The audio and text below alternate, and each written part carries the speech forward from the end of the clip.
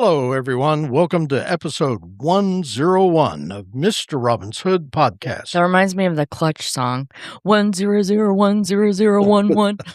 I'm your less than sparkling, sleep-deprived co-host, Robin Hohweiler, or Mr. Robin to you, and I'm joined, as always, by my effervescent co-pilot on this mission. I'm his to favorite. drop podcast wisdom into your skull when you least expect it. And it is painless. Mikel Mauree Robinson, known throughout the podcast uni as Mikey on the mic.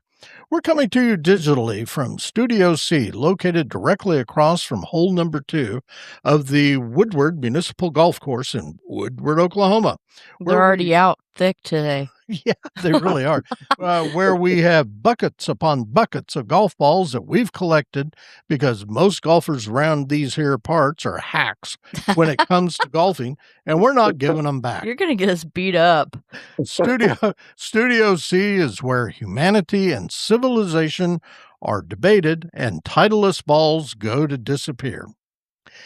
Before we begin today, we do need to address the growing international situation involving Mikey, and I am the apparently situation. now the nation of Bulgaria. Poor Bulgaria. According to several deeply concerning emails and 3 handwritten notes, and what may have been an official diplomatic communique stapled to a Taco Bell receipt, the Bulgarian government has dispatched a multinational investigative task force to Oklahoma. Shit's getting deep. The Bulgarian government has... Oh, wait, I already did that crap. As you loyal listeners of this podcast... He's messing up his own fake story. As you listeners of this podcast may recall, in the recent past, we recounted Mikey's adventure in Bulgaria, in which she insulted the entire nation while trying out for Bulgaria's Got Talent, in which she trotted out her parody of Chapel Roan's Peak Pony Club. It's good. Sung in poorly translated Bulgarian, which resulted in her being pelted with innumerable heads of cabbage. And these are not just local authorities either. Oh, no. We're talking agents from Interpol. Allegedly, they've been monitoring Mikey for weeks after her comments claiming Bulgarian folk music sounds like a haunted carnival ride slowly losing power in a windstorm, which, in fairness, is a wildly disrespectful thing to say about a proud and ancient culture. At this point, the investigation has escalated dramatically. Witnesses report seeing mysterious sedans circling the Woodward Golf Course. A man in dark sunglasses. The Dyke-mobile. A man in dark sunglasses was allegedly spotted questioning locals near aisle 7 of the nearby United Supermarket. And this morning, Mikey herself received what authorities describe as a preliminary invitation to international accountability proceedings, which is apparently diplomatic language for pack a toothbrush, comrade. Don't call me comrade. The Bulgarian delegation insists she must return to Sofia to stand trial before what they're calling the Tribunal of Cultural Nonsense. Now, it's important to point out that Mikey maintains her innocence. She claims her remarks were taken out of context during what she describes as an aggressively philosophical conversation involving expired gas station sushi, or words to that effect. Meanwhile, I had the worst visual about some gas station sushi. What the? Meanwhile, Interpol agents continue coordinating with local authorities while Mikey remains barricaded inside the podcast studio, armed only with Keurig coffee. And my Beaver Express cup. And her Beaver Express cup, irrational confidence, and several legally questionable memes. It is not irrational. Our guest today is none other than Mikey's father, Todd Fredericksen, who currently lives in Wichita, Kansas. This is Todd's second appearance on this podcast, and we're delighted to have him back. Welcome, Todd. Hello, how are you? Good, great. You didn't know you were going to get entertained before you entertain everybody else. I was entitled. Oh man, I never know with the stories of what I've been doing. Boy, I've been busy in Bulgaria being a nuisance. Damn. Poor people. But in the hole in the dike mobile. Yeah. Yep, the Dyke Mobile. That's what I called Robin Subaru. I said, I had a Subaru Outback. Yeah, I told him, I was like, that's what dykes drive. And I'm not being derogatory about this. So if there's anybody out there that's offended by me saying that. It was Vicky. She said that when she lived in Denver, she said the only people who drove Subaru Outbacks were lesbians. Yeah. And I was like, see, this is what I say about stereotypes. It's a stereotype because the majority of people do it.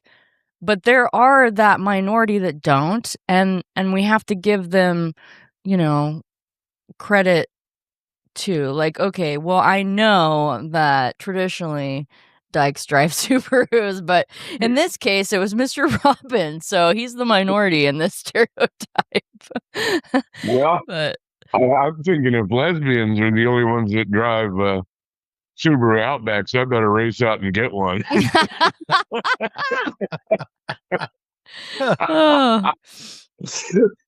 Speaking of ridiculous things we're going to be talking about today, that reminds me of one of the dad sayings. You remember when Grandma Jimmy had that Passat? And, yeah. And you told everybody it was her Passat to pass in instead of her pot to piss in.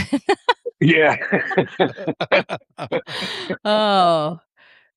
See, I'm glad I got reminded. I may have forgot that one. Yeah. They have Passat to pass in. Yeah, Passat to pass in. I always thought that was clever. But you come from a long line of clever. That's what I was telling Mr. Robin. I'm like, that's where I get it.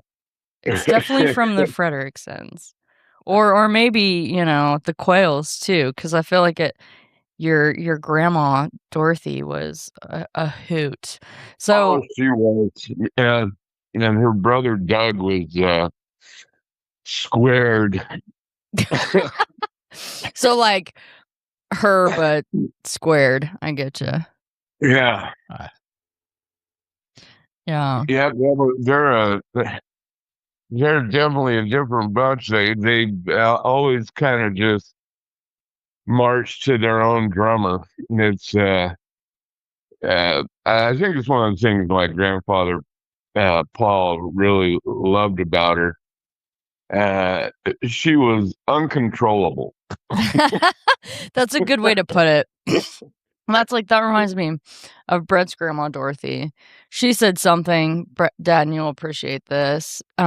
We were having French onion soup, and we're sitting there, we're eating the soup, and she goes, that's what I hate about onions. And I was like, what? She said, they're so unpredictable. And I said, damn, that's so true. She'd got one that was kind of like hard, But when you think about an onion, you're like, yeah, because they can make you cry. They can taste sweet. They can be hot as all get out. They can have those hard spots. I'm like, I love that. Onions, they're so unpredictable. Yeah, and you don't want to kiss somebody after taking a bite out of one. Probably not. Probably not. That's probably how the kids knew Daniel and I weren't kissing and fishing. I had this friend. I don't know, Dad, you might remember Daniel Bradley. Yeah. Remember Daniel? Yeah. Him and I like to eat onions like apples, and we'd go fishing and eating onions like apples. We'd be out there fishing, just eating an onion like an apple. I don't know why we ever did that. Me and my weird friends, I don't know. Yeah, now Mr. Robin's my weird friend. Well, at least you're being consistent. Right. Yes, consistency is key. So we're dropping this episode for Father's Day, and I've got a couple fathers. Dad, you would just love Robin's daughter. She's a freaking hoot. Veronica, Lil V. Little V. She's got a sense of humor that you'd appreciate. So today we're talking about just kind of family legacies, and I don't know, being a dad. Being a dad sounds like a hard job. I don't want that job. Tell me about it. Come on. Oh, yeah, I would be remiss if I thought I did a bang up job on a regular basis. Well, at least you can admit that, right? Yeah. I maintain, especially the longer I get in the tooth, that I really have acquired more knowledge from my children than my parents. Oh, yeah. It's weird how that works, but my mother was correct, and being a teenage know-it-all, she was quite pragmatic about the whole thing. She would just look at me and shake her head, and I said, "What are you what?" And she goes, "You have no idea." She goes, "That's what cracks me up. You are clueless." And I would get my feathers all ruffled about that, and she'd just laugh harder. Oh, that is funny. I only have a few memories of my dad's mother. She died when I was rather young, 4, I think. 4, you were 4 years old, yeah. One thing I remember about her, she would not let you put sugar on the tasteless cereal.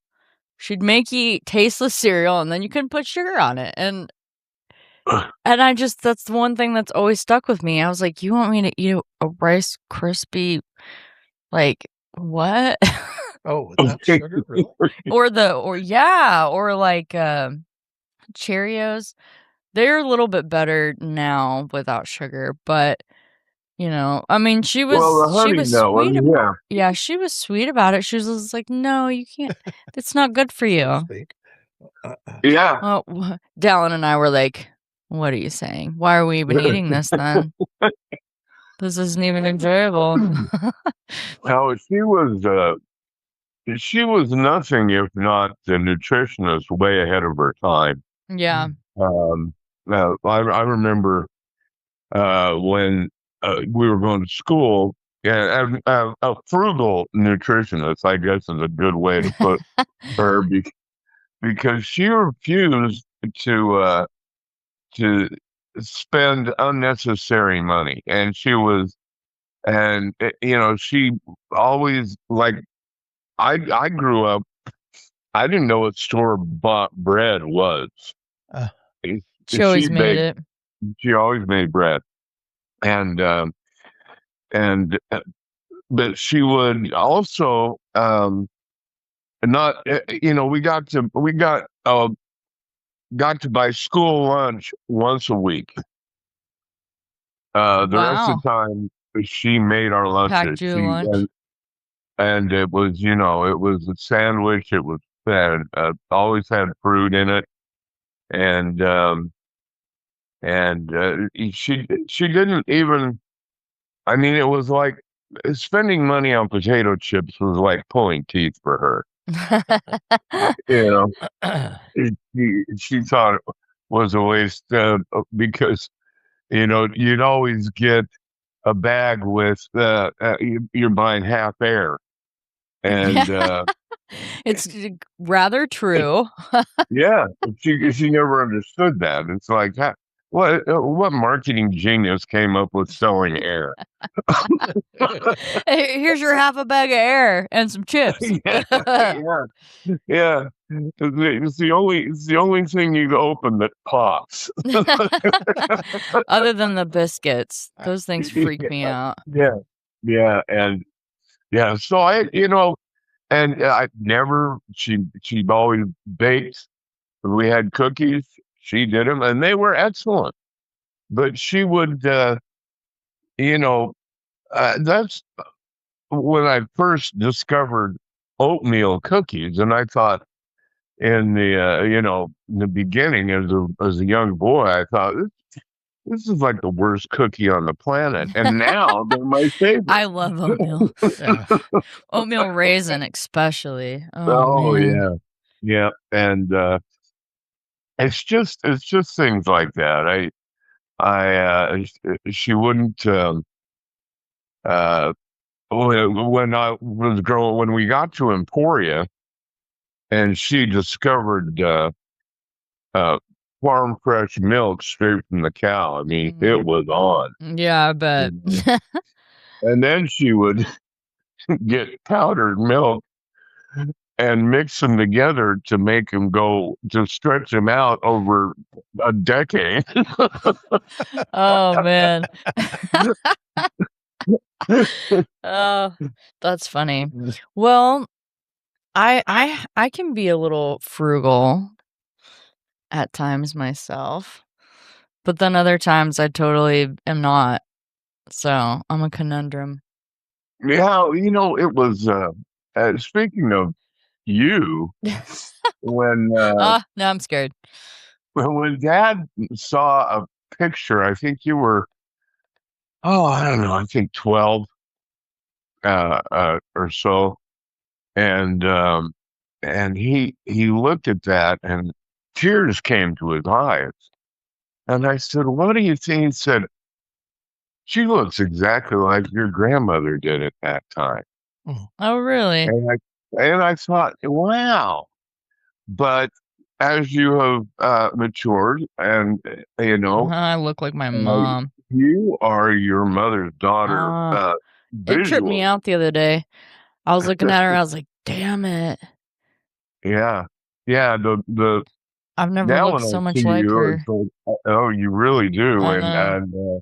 And that's why I say visually you are your mother's daughter, but that's about as far as it goes. I know. I'm such a sheep. Such a black sheep, Robin looks at me like, "What the hell are you talking about? You're a sheep." Yeah. Well, yeah, speaking of black sheep, I am not the poster boy for the Mormon religion. I'll tell you that. You are the black sheep. You are as well. I come by it honestly. Yeah, it's not your fault. So your mom. Okay, we've been talking about your mom. Her mom and you were really good buddies. Jessie, right? Oh yeah. But Jessie and my grandma Jeannie were nothing alike, right?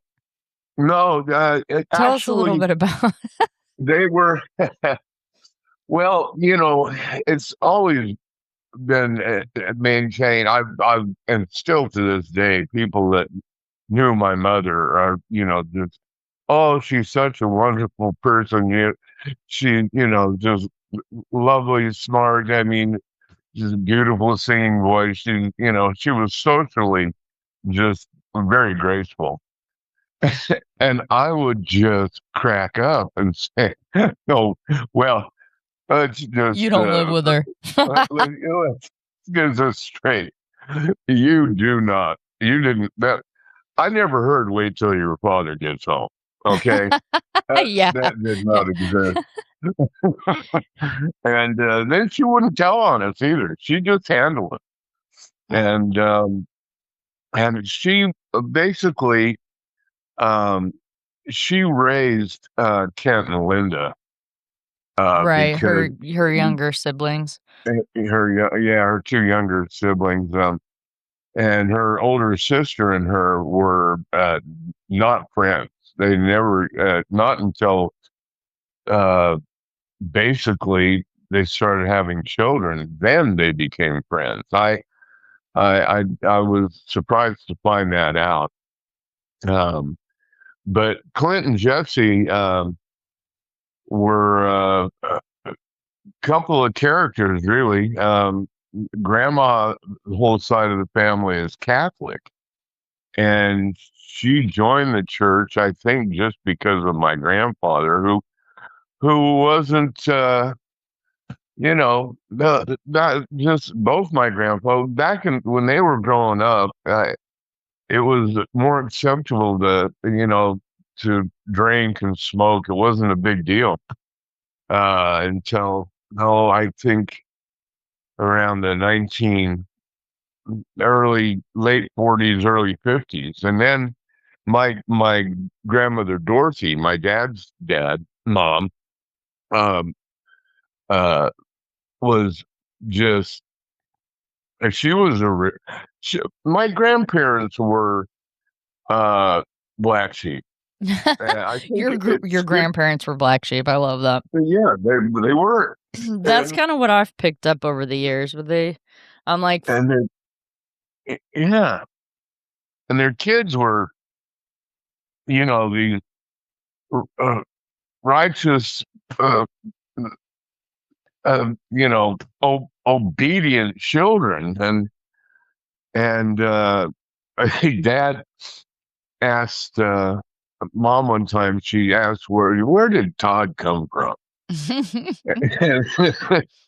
and she said, "Well, do you remember our parents?" It skipped a generation. It does that. Same with the red hair. Yeah. And the other thing that I remember growing up with Jessie was really, she had, I think, 35 grandchildren, and it was uncanny, her ability to all her grandkids that lived in the valley with her. It wasn't hard, but she would every year she would send a birthday card, and it inevitably got there the day before or on your birthday. It never was late. And from Salt Lake to Kansas. Mm-hmm. And when it was all, and she didn't have a whole lot of money. She was my grandfather died at 56, so she was alone. She never dated again. She never learned how to drive. So, I didn't know that. Oh yeah, my uncle Richard tried to. All the kids went in and bought her a car. I think around 1975, and we're trying to get her more independent and to because everybody was having to pick grandma up, but just she just had to be chauffeured. She was terrified of driving, and they got her a car, and they were going to get her professional lessons. And the first time she got behind the wheel, she made a right turn, but she didn't let the wheel turn back to straighten out, and made a complete circle into a telephone pole. The first time out of two, and that was the last time she drove. The first and last time. That was like me on that snowmobile when I was 9. Oh, that was funny though. You were fearless. I mean, I was the opposite. I was like, "Oh shit!" I just ran it right into the pole. Yeah, ran right into tree. it. It was a tree, wasn't it? Yeah, it was a tree. You ran straight into the tree, and I just hammered it. I remember that too. Steve and I were cracking up, and here's this little redheaded ball of snow that was up on the backside of Park City. Yeah, and you just kind of stood up, shaking, rubbing the snow out of your eyes, and like, "Oh, what happened? Where's the snowmobile?" What were you? 6? I think. Maybe I might have been younger than what I'm thinking, because but and it was a smaller snowmobile. It was about half the size. It was red, if I recall. Yeah, it was red, and And you want to get right back on it. It didn't faze you that you I just ran into a tree. took a tree out. That's how I live my life. You're still running into trees. Yeah. Well, and let me tell you another funny story. And Grandma was there when this happened. We were at the staying with Dave and Linda up in their gated community in Pepperwood in Sandy, Utah, which is a suburb of Salt Lake City. And it's just this beautiful, big pool, and they had a kids pool in it. And I remember the grandma and your mom and I went there with you and the kids, and I think like Jolie and Jordan were young at that time. And, yeah, Nick was probably with us too. And Nick was there, yeah, and I think even Clinton was there, and we were all kind of gathered around, in the big kiddie pool. It was a huge kiddie pool, and there's there's probably about 12 of us, and all of a sudden Mom goes, Todd, have you seen Mikel? And that got Pam's attention, and we're like, what? So I kind of look at all the kids, and you're nowhere to be found. And yeah, that's scary. And all of a sudden, Dallin goes, there she is, and you are at the end of the high dive. I think you're like 3 years old, and you had those water wings on, and I turned, and you just walked straight out and jumped off that board into the deep end. And man, I launched myself into the water. And you came bobbing up, with spitting and blowing, and I took you, I got you as you came up for air, and took you to the ladder, on the deep end ladder, and you said, "Oh, that I won't do that again, Dad. Tell me." I'm like, well, sure, man. I got in trouble for doing that. It's the one she wanted to, and I'm waiting for her now in the deep water. We know where she is. We found her. Yeah, I'm not gonna tell her what she has to be afraid of when she isn't. And the same thing when we put her on skis. She didn't even stop. She just headed straight down. I mean, she was flying. And the way she stopped was she wiped out, and then got back up and wanted to go back up the hill. I've always been into the adrenaline. You have. I will say, the one thing about the water, I don't know a moment in my soul where I have not loved the water. Oh, yeah. Yeah. I've just been, it's like home. Like, yeah, home is how I feel when I'm in the water. So yeah, I've always been that way too. I mean, and how long were you a lifeguard? For quite a while. 5 years for sure.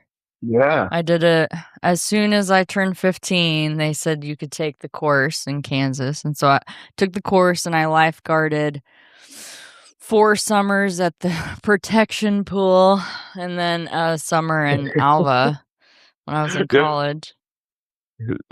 That's right. And Dad, I remember when Dad first heard the word protection Kansas, he cracked up. And he started calling it Insurance Kansas. Insurance Kansas. That's funny. So we like to call it prophylactic. Prophylactic Kansas. Yeah, prophylactic Kansas. P-Town, Pro-Town, all those things. It's got lots of good names. We had these softball shirts. Dad, you probably remember this shirt. It was like a light blue shirt, and I'm thinking maybe you're the one that pointed it out later when I was older, but we're like 8 years old wearing these softball shirts, and it had a baseball bat. I said protection with a baseball bat, and it looked like essentially it was like it was a condom. Yeah, I did. I know exactly what you're talking about. It's just the irony. So funny.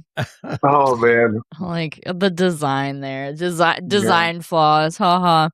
Well, my Aunt Julie bought me a shirt. I don't know who was doing it. Keston was still in high school.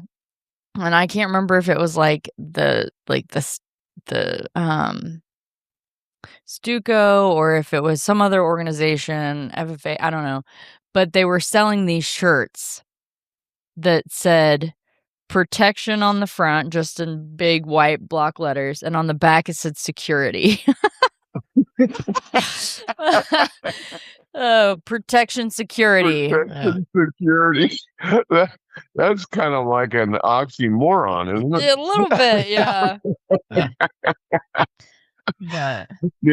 Yeah, that's and you were. I was thinking about my grandmother and I, because all the kids would get $2, and I remember her calling me on the telephone. I was 12 years old, and she told me, she said, okay, for some, I was my grandmother's favorite grandchild.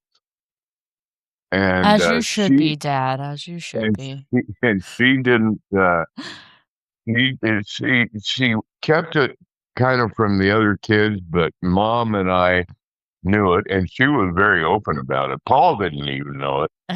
And so when she would send me a birthday card, I got a $20 bill. Well, damn. And everybody else got 2 ones. and she told me, she goes, when she called, when she first did that, it was when we got to Kansas. She hadn't done it up until that point. And she called and she goes, okay, there's something, this is between you, me, and your mother. She already knows about it, but I'm going to send you $20 in the birthday card, that if any other grandchild finds out that I did this, then you're going to get a card with nothing in it for the rest of the time. So I until she passed away, literally until I was 33 years old, I got a birthday card with $20 in it. I'll do one better. My grandma gives me 30. Oh, grandma Kathy, she gives me $30. I guess inflation. Yeah. Well, who's inflation? It should be $100 by now. Right. Oh, that's some weak ass inflation, Grandma. What the hell? Showing your age, Kathy. Oh, that's funny. Yeah, but but she was and she always told me dirty jokes. And is that where you got some of those from, your grandma? Oh, hell yeah. I tell you what. And it was always just her and I. She would tell me, now you can't let your mother know I told you this joke.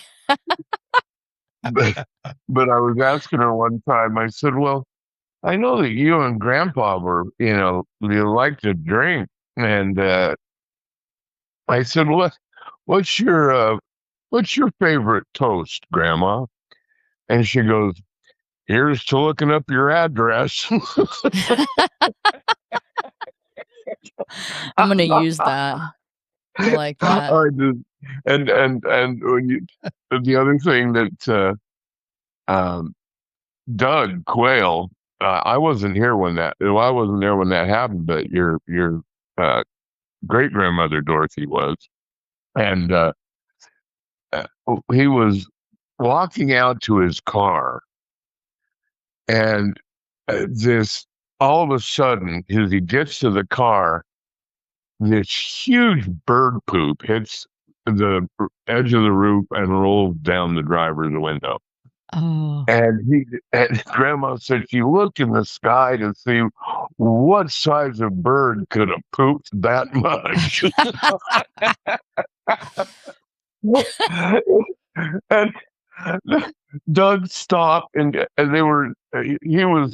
Doug was older than her, so I think by about 4 years. And so she said she was just like this little 10 and 11-year-old girl following her big brother to the car. And he stops as he watches this bird poop roll down the window. And the only thing he says is, they sing for other people.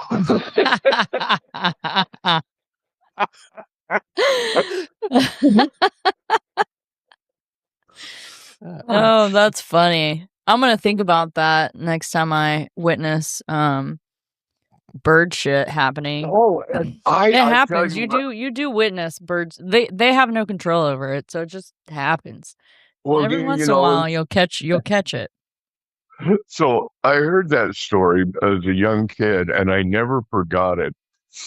And Jim Woodbury and I were it was when we were going to Emporia State. We didn't live at my parents' house, but they were both teaching at the university, and Jim and I got out of class, and it was around lunchtime. Our house was only 3 blocks from the campus, and I said, "Well, heck," because neither one of us had enough money to really go out and eat anywhere. But I said to Jim, I said, "Well, heck, our house is never locked. I never had a key to any of the homes I grew up in. I just never did. They were never locked. They were never locked." And I said, "Well, heck, let's just go raid my mom's house for lunch." So we're walking down the street, and just side by side, and all of a sudden, Jim goes, "Son of a bitch!" And I look over, and he got hit.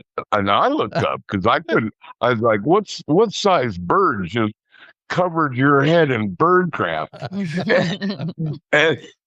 and he's just furious. And I started laughing. And he said, "What are you laughing about?" I said, "They sing for other people." You're like, "My chance." And then when he heard me say that, he started. So he started cutting it up too. Yeah, he started cutting. But then when we got home, he got in the shower. We rinsed out his clothes, threw them in the dryer, and then made sandwiches. And still accomplished what you set out to do. Yeah. We were no longer hungry, and he had a fresh shower because of the condor we couldn't see. Oh man, that's funny. There was not a bird. I said that thing had to come from way up there to be that big. For sure. That bird's flying up there with the planes. Speaking of sayings, when we were up in Wichita and Grandpa and Steve were there, and Brett and I, and Steve was telling us all of these. Him and Grandpa were telling us all of these sayings that their mother had. So your grandma Dorothy, do you remember some of those? Because I'm gonna have to say we need to write this down because in fact, in fact, we need to get them to write that down because we were really laughing so hard about some of it. that's true, and Steve has got a memory like a steel trap. I mean, he reminds he's the youngest of 5, and he reminded all of his brothers and sisters of both the sayings that Grandma Dorothy and Grandpa Paul had, in which they would start laughing because they had forgotten, But Steve remember.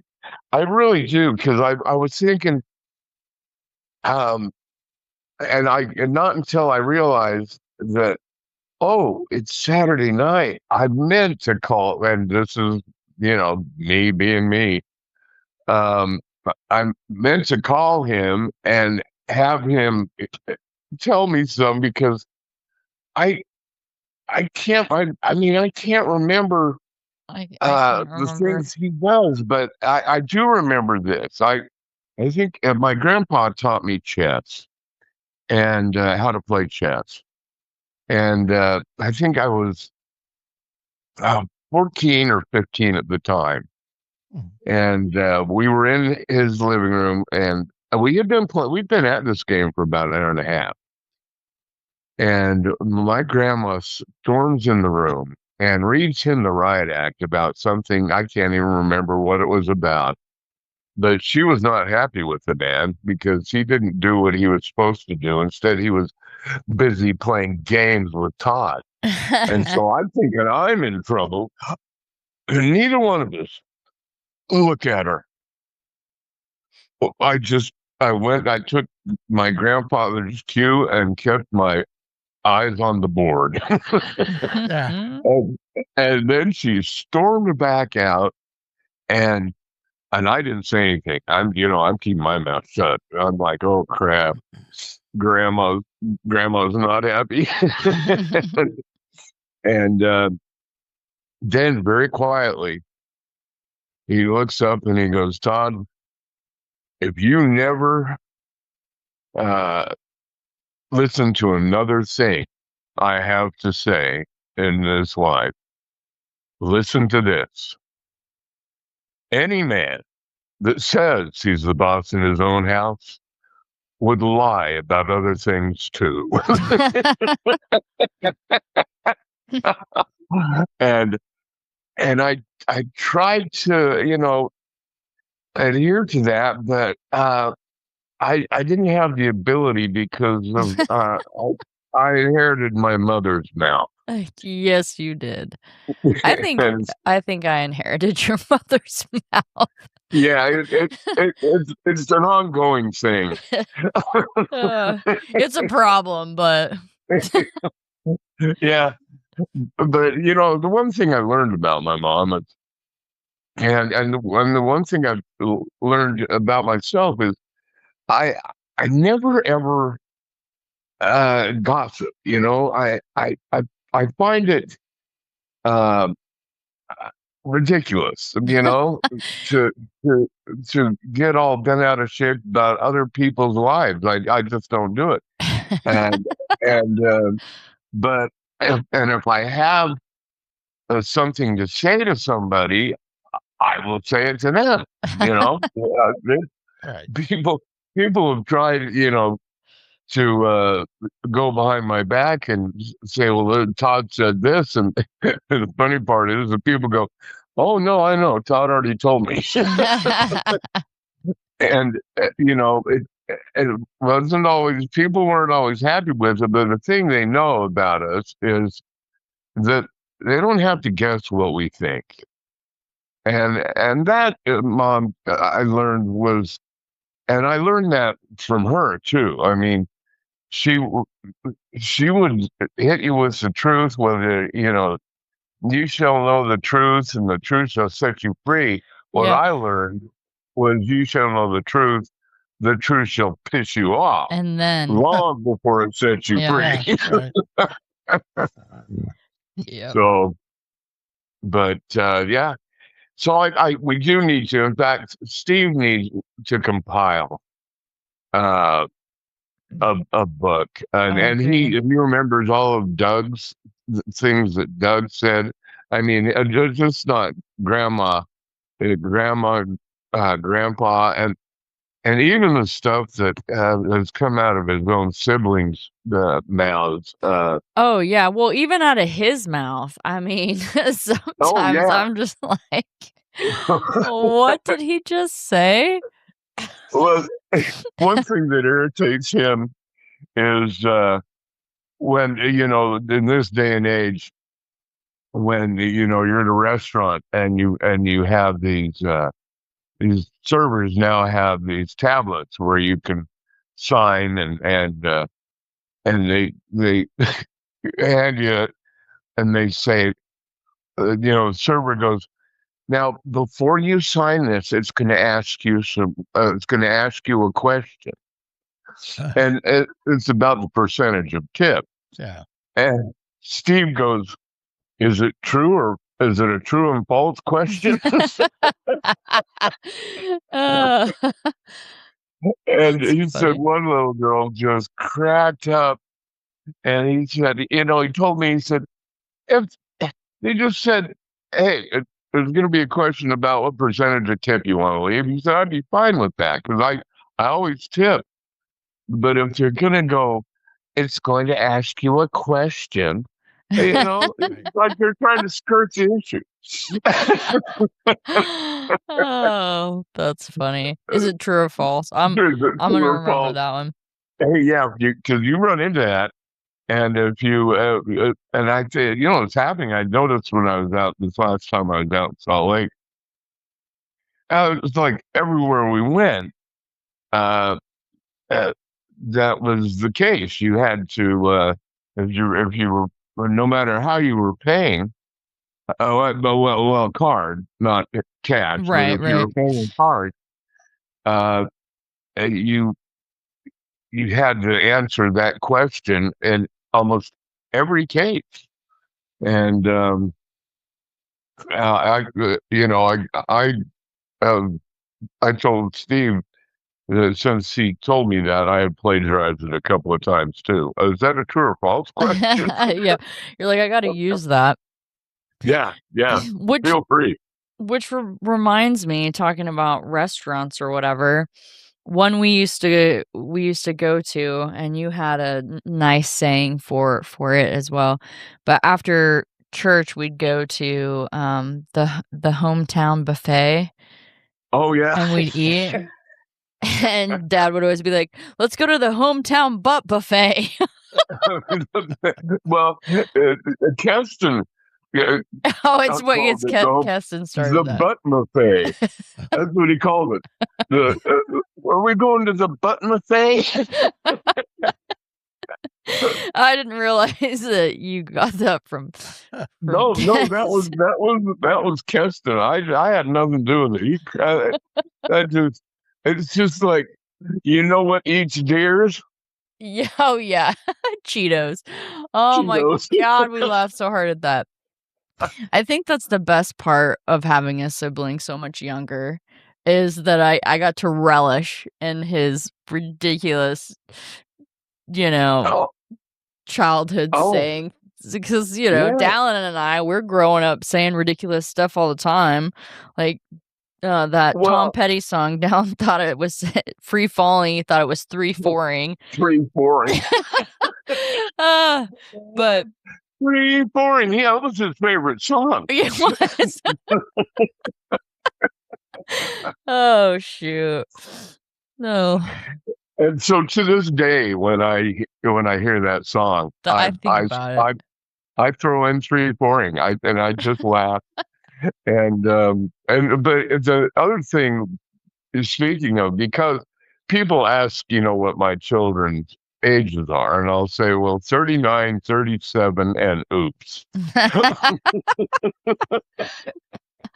That's rather correct.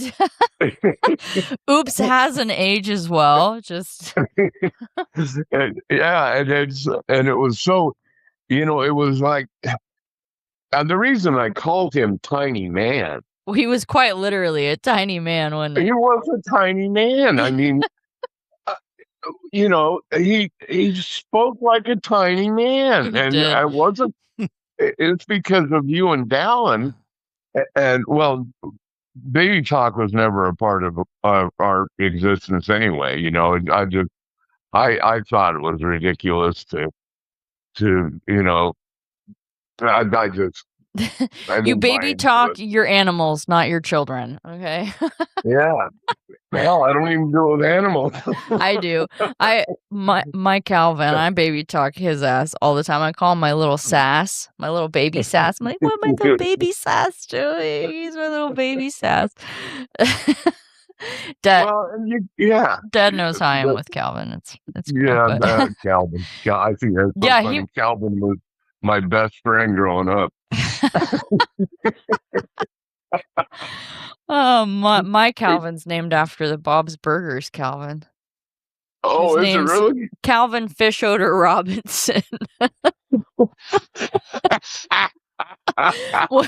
When we got Calvin, we were watching Bob's Burgers like religiously. We had just dressed up for Halloween as Bob and Linda, and Brett's just like, let's name him Calvin. like the landlord. Like, sounds good. Oh man, that's funny. I mean, when I met Calvin, get this, his name is Calvin Wendelboe. That's a hell of a name. Yeah, it is, and I would I I would tell people that I didn't want them to know my name. In Kansas, you told them you were him. Law enforcement, yeah. Yeah, the cat comes out of the bag. I mean, there's no way they're thinking you're making that name up. Right. People say I'm John Smith. Oh yeah, right. Here you are. You were Calvin. What was Calvin the last name? Wendelboe. Wendelboe, yeah. That would be a great we used name to for a call him character. Cowpie. Do what? Yeah, his nickname was Cowpie. Oh.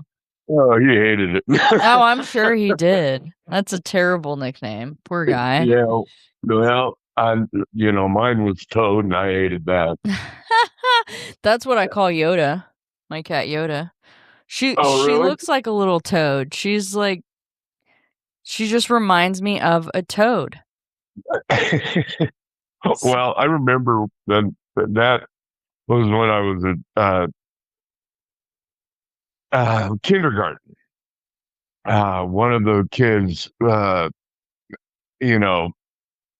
came up with that, and I remember going home and coming in the house, and I was just in tears. And my mom was like, well, "What's wrong?" And I told her that this guy, all the kids are calling me Toad in the first day. And mom starts to chuckle. And I was ticked off. She goes, "Oh, honey, let's think about it. If you make fun of you, more fun of you than they do, it will shut them up." And so I started thinking of the name Todd, and I thought, well, I could be Todd Ball or, Toddler. and I say, well, that's Todd Ball to you, or retard. That's my favorite. That's what I was gonna pull out. I'm like, oh, what about the retard? Yeah. And if there's two of us in the room, we're retarded. Oh. How often does that happen? Two Todds in the same? It's very rare. In fact, until gosh, I think it was until I was in junior high, I had never met another Todd in my life. In fact, the only Todd I knew that besides me was Todd Rundgren, um, musical fame, who's older than I am. But now I see it a lot more. It's become more prevalent. But it was a rare name.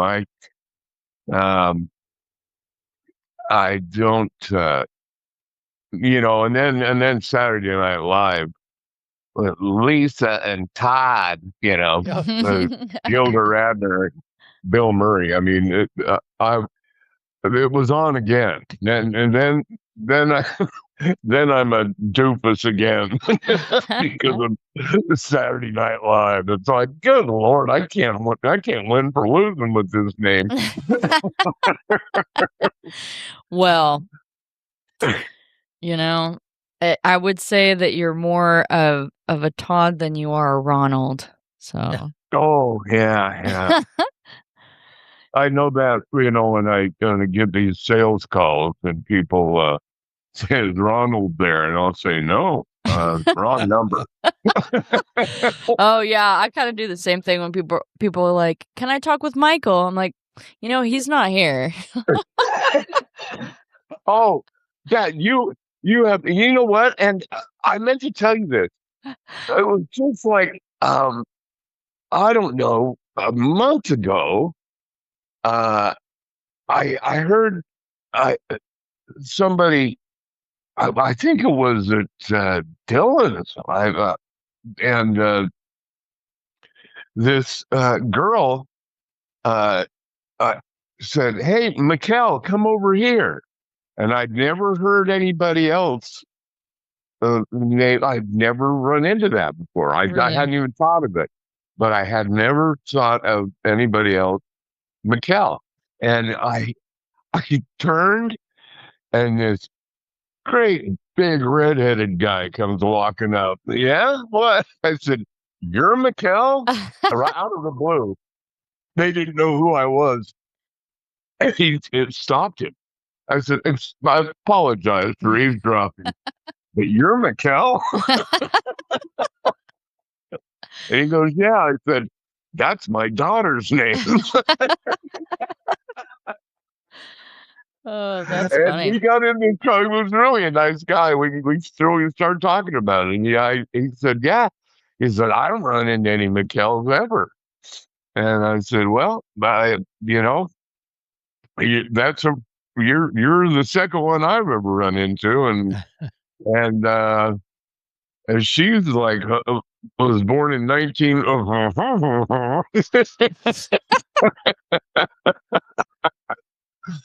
But no, That's wild. I thought that was real. I meant to tell. I'm glad you brought that up because I'd forgotten. You meant to tell me that. You didn't tell you that. Well, yeah, I've met another Mikel. She's a girl. Nobody spells it like me though. But they also probably didn't have the initials MMF their whole life either. So there's also that. Yeah. Does your audience know about that? I don't know. We should probably tell them this last story, and then we're gonna have to wrap this up because honestly, Dad, we could probably sit here and talk for like 3 hours. I'm sure we've done that before, but yeah. I don't have time for that today. Let's just say there's to wrap this up. When she got to high school, and her mother and I had split up, and all of a sudden, one day I get this phone call from Mikel, and she said, "What were you and Mom thinking?" And I said, "Well, what are you talking about?" She goes, my initials are MF. So now they're calling me Mofo at school. And I said, oh, wait, hang on a minute. Your initials are MMF. So that's because you're a mean mofo.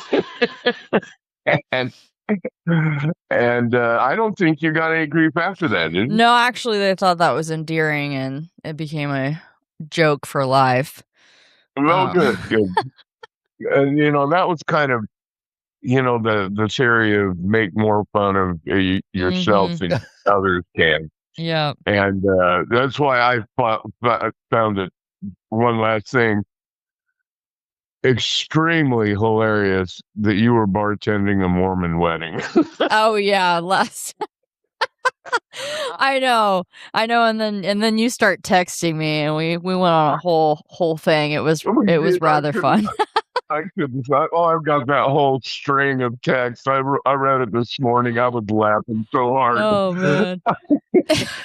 I was telling him I was running through the Sprite like you wouldn't believe. Oh, we were having, which we can joke about because. Oh yeah. My dad comes from a long line of Mormons.